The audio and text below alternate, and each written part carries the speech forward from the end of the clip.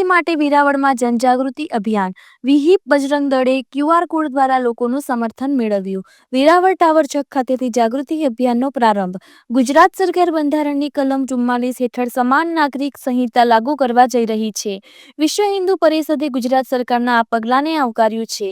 સરકાર વિધાનસભામાં આ કાયદો લાવવાનો પ્રયત્ન કરી રહી છે, જેને સંગઠન દ્વારા સકારાત્મક પ્રતિસાદ મળ્યો છે। સરકાર તમામ નાગરિકોનો અભિપ્રાય લઈ રહી છે।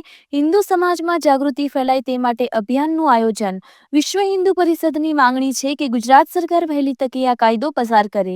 વિહિપ અને બજરંગ દળના કાર્યકર્તાઓ જોડાયા। યુસીસીના પ્રચંડ જન સમર્થન માટે કવાયત। નાગરિકોને મોબાઈલ ફોન ક્યુઆર કોડ મારફતે સમર્થન આપવા સમજૂત કરાયા। રિપોર્ટર જગદીશ આહિર, ગીર સોમનાથ। ભૂપેન્દ્રભાઈ વિઠલાણી, વિભાગ અધ્યક્ષ, વિશ્વ હિન્દુ પરિષદ। આજે વિશ્વ હિન્દુ પરિષદ અને બજરંગ દળ દ્વારા ગુજરાત સરકાર બંધારણની કલમ 44 હેઠળ સમાન નાગરિક સંહિતા લાગુ કરવા જઈ રહી છે અને તમામ નાગરિકોનો અભિપ્રાય આ બાબતે લઈ રહી છે।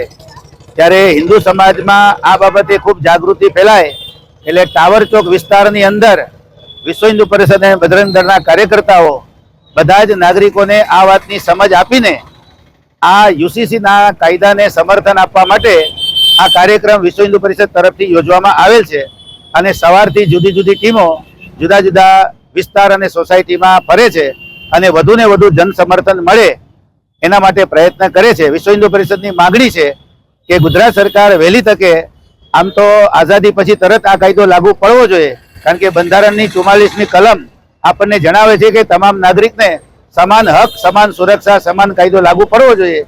પણ જ્યારે આટલા વર્ષો પછી જ્યારે ગુજરાત સરકાર આ બાબતમાં જાગીને વિધાનસભામાં કાયદો લાવવાનો પ્રયત્ન કરે છે અને વિશ્વ હિન્દુ પરિષદ આવકારે છે અને વહેલી તકે આ કાયદો પસાર કરી સમાન નાગરિક ધારો લાગુ કરવામાં આવે એવી અમારી લાગણી છે।